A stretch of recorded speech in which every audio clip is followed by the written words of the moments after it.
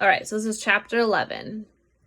Anne-Marie blinked. Across the dark room, she saw Ellen too, peering into the narrow wooden box in surprise. There was no one in the casket at all, but instead it seemed to be stuffed with folded blankets and articles of clothing. Peter began to lift the things out and distribute them to the silent people in the room. He handed heavy coats to the man and the wife, and another to the old man with the beard. "It will be very cold," he murmured. "Put them on." He found What's a casket? Oh, the casket is what you would put a body in. So it's like the long wood box. Or sometimes they're like big shiny ones. It's what you put a person in when you bury them. Yeah. Oh. So imagine like that big wooden box, and then they have all the blankets and the clothes and stuff in there. Yeah. Yeah. It will be very cold. Put them on. He found a thick sweater for Mrs. Rosen and a woolen jacket for Ellen's father. After a moment of rummaging through the folded things, he found a smaller winter jacket and handed it to Ellen. Anne-Marie watched as Ellen took the jacket in her arms and looked at it. It was patched and worn.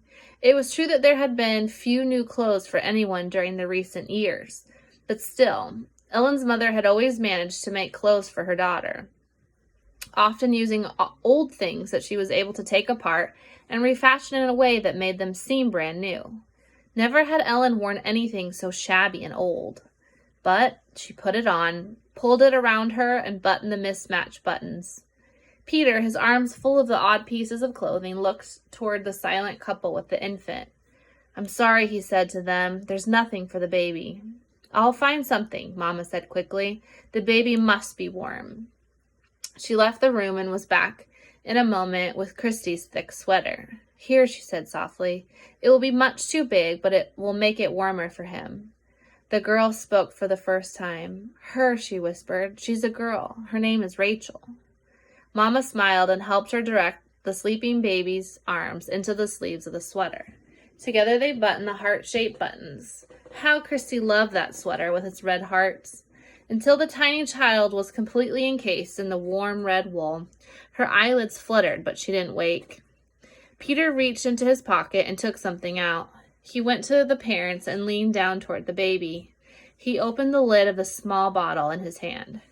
"How much does she weigh?" Peter asked. Oh, next page. "She was 7 pounds when she was born," the young woman replied. "She's gained a little, but not very much. Maybe she weighs 8 pounds now, no more. A few drops will be enough then. It has no taste, she won't even notice." The mother tightened her arms around the baby and looked up at Peter, pleading. "Please no," she said. "She always sleeps at night.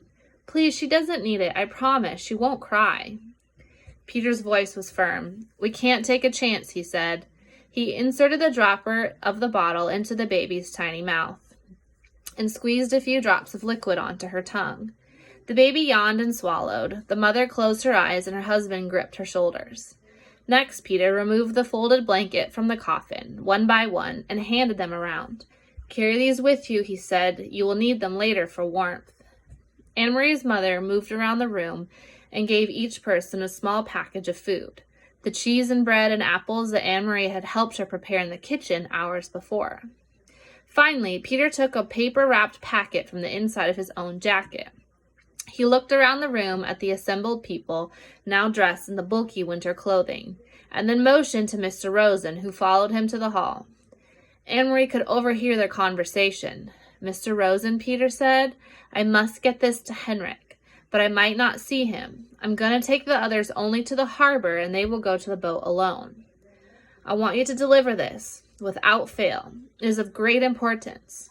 There was a moment of silence in the hall, and Anne-Marie knew that Peter must be giving the packet to Mr. Rosen. Anne-Marie could see it protruding from Mr. Rosen's pocket when she turned to the room and sat down again.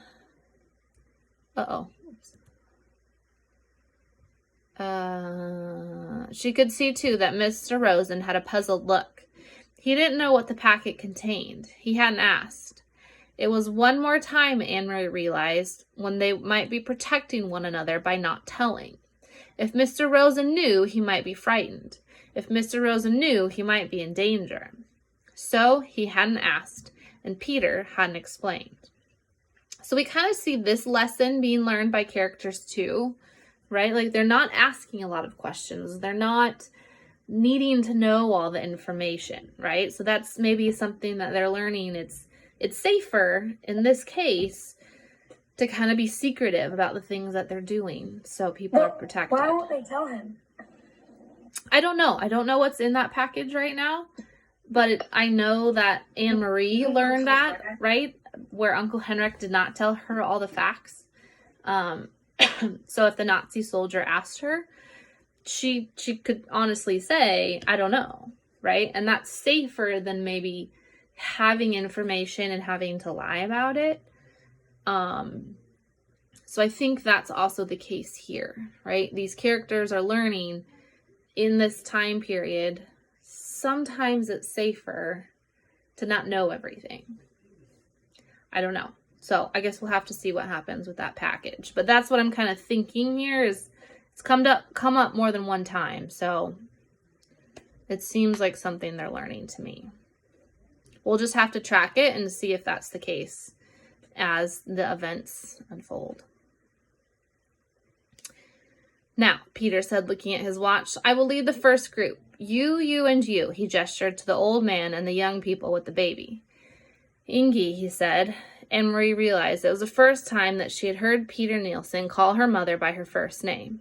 Before, it had always been Mrs. Johansson, or in the old days, during the merriment and excitement of his engagement to Lise, it had occasionally been Mama. Now it was Ingi.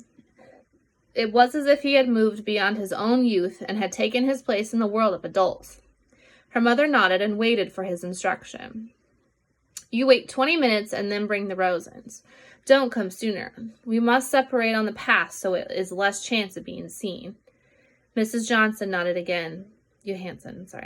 Come directly back to the house after you've seen the Rosens safely to Henrik. Stay in the shadows and on the back path. You know that, of course. By the time you get to the Rosens on the boat, Peter went on, I will be gone. As soon as I deliver my group, I must move on. There's other work to be done tonight. He turned to Anne-Marie. So I'll say goodbye to you now. Anne-Marie went to him and gave him a hug. But we will see you again soon, she asked. I hope so, Peter said. Very soon. Don't grow so much, or you'll be taller than I will, little long legs. Anne-Marie smiled, but Peter's comment was no longer the light-hearted fun of the past. It was only a brief grasp of something that had gone.